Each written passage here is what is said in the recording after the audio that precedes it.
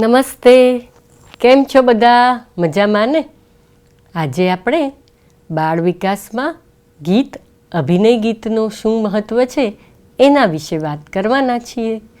તમને બધાને એક જોડકણું તો યાદ જ હશે. એક બિલાડી જાડી, તેને પહેરી સાડી, એવું જ હાથી ભઈ તો જાડા, લાગે મોટા પાડા. હે ને? આ અમર જોડકણા ગાઈ સાંભળીને જ આપણે પણ મોટા થયા છે અને હજી પણ આપણે આપણા વારસામાં આપણા બાળકોને એ જ આપવાના છીએ. અને કેમ ના આપીએ? કારણ કે એ સુંદર મજાના જોડકણા જે છે ને એ બાળકના વિકાસમાં ખૂબ મદદરૂપ થાય છે. આપણે વાત કરીએ, જન્મથી 6 વર્ષના બાળકો બધાને જ માટે બાળગીતો, અભિનય ગીત ખૂબ જરૂરી છે.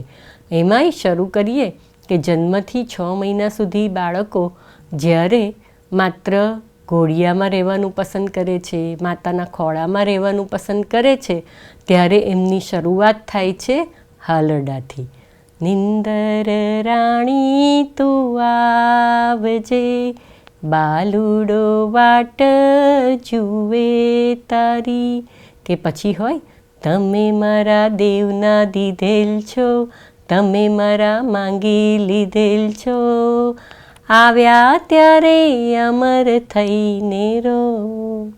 કે પછી બાળક ઉઠે ત્યારે પેલા પ્રભાતિયા, જાગને જાદવા, કૃષ્ણ ગોવાળિયા, તુજ વિના ગનવા કોણ જાશે.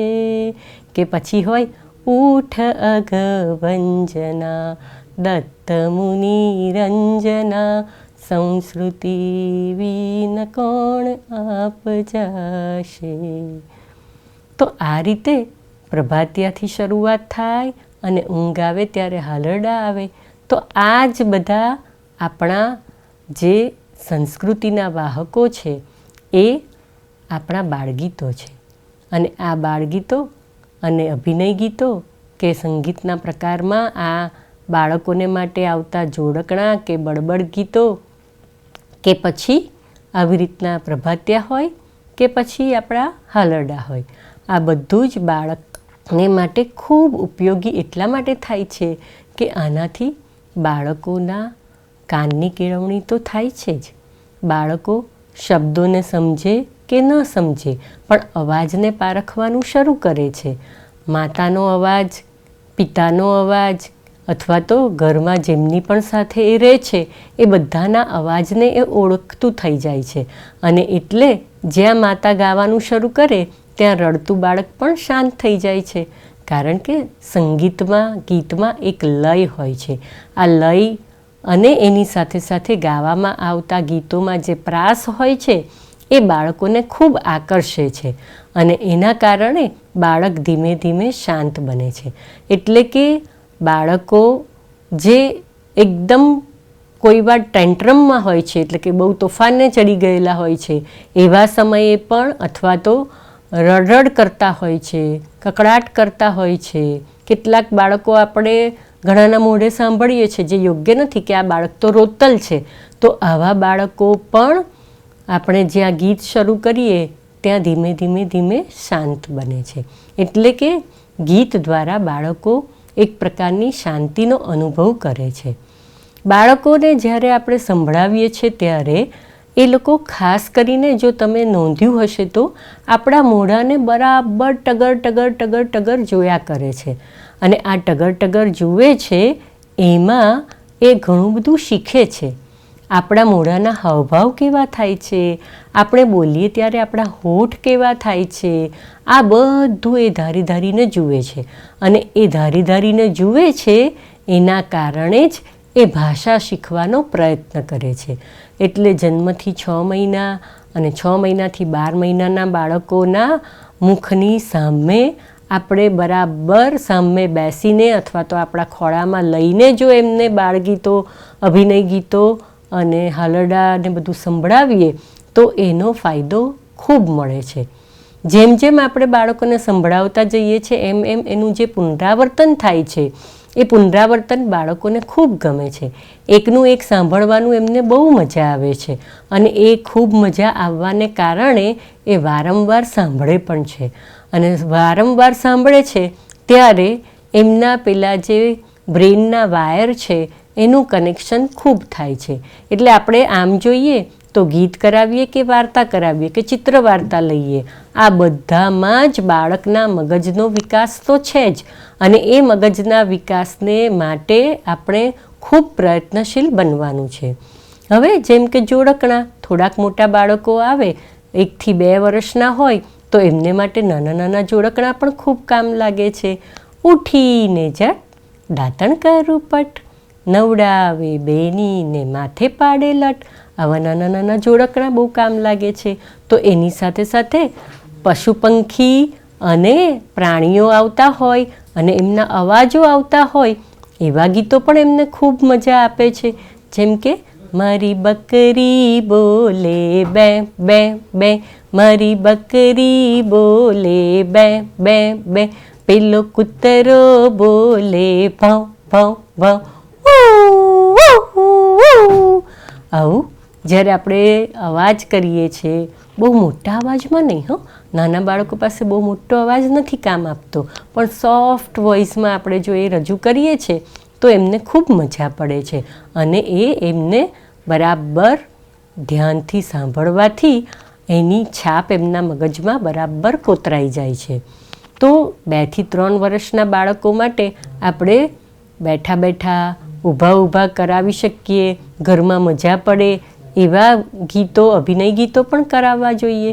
જેમ કે કુકડો બોલે કુકડે કૂક, કુકડો બોલે કુકડે કૂક, વહેલી સવાર થઈ ઉઠ રે ઉઠ, વહેલી સવાર થઈ ઉઠ રે ઉઠ. આવા સરસ મજાના અભિનય સાથેના ગીતો પણ કરાવી શકીએ છીએ.